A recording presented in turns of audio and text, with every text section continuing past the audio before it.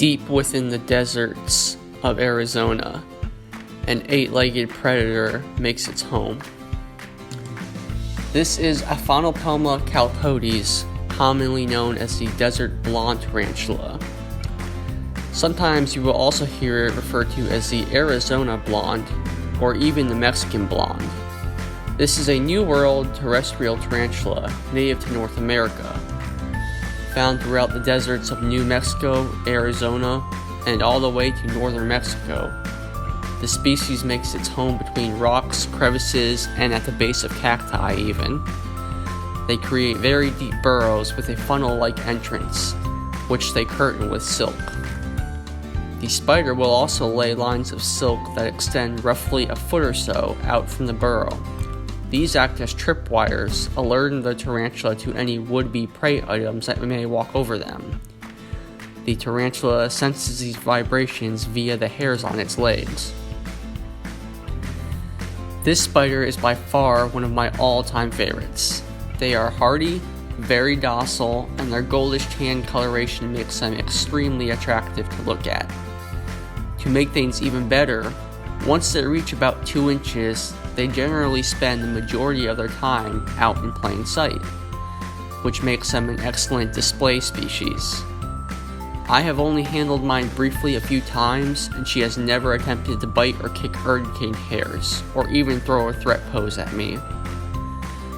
Now, just a little disclaimer here in regards to handling.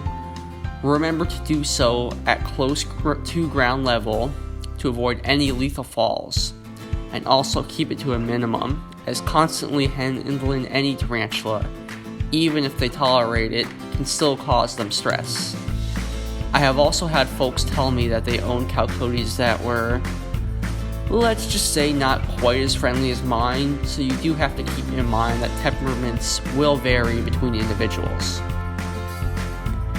As far as housing goes, this species reaches a size of about 5.5 to 6 inches for females, with males capping out at about 5 inches typically. Therefore, a 5-gallon terrarium usually suits them just fine. Just remember, this is a ground-dwelling species, so you want to have an enclosure that is wider than it is tall, and also be sure to add plenty of substrate for them to burrow.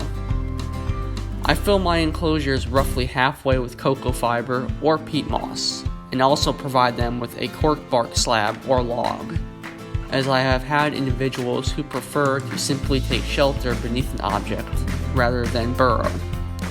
Just make sure to use substrate that has not been treated with insecticides or may contain fertilizers. This species likes its enclosure bone dry, therefore no misting is required. Simply provide them with a water dish and keep it full at all times. Slings can have their enclosures lightly misted on one side to provide them with a little extra moisture. Just make sure not to spray the spider itself. This species is an excellent eater, and mine rarely passes up a meal, unless it is near a molt. I give my slings 1 to 2 small crickets or 1 large pre-killed cricket every 2 to 3 days.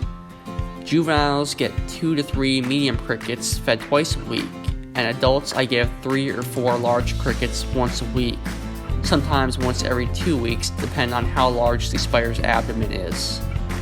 You can also substitute crickets for roaches, mealworms, or waxworms.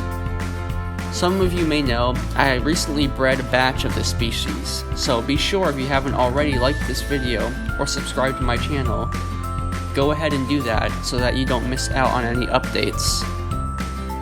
And as we say here every day at Mark's Tarantulas, you guys stay awesome.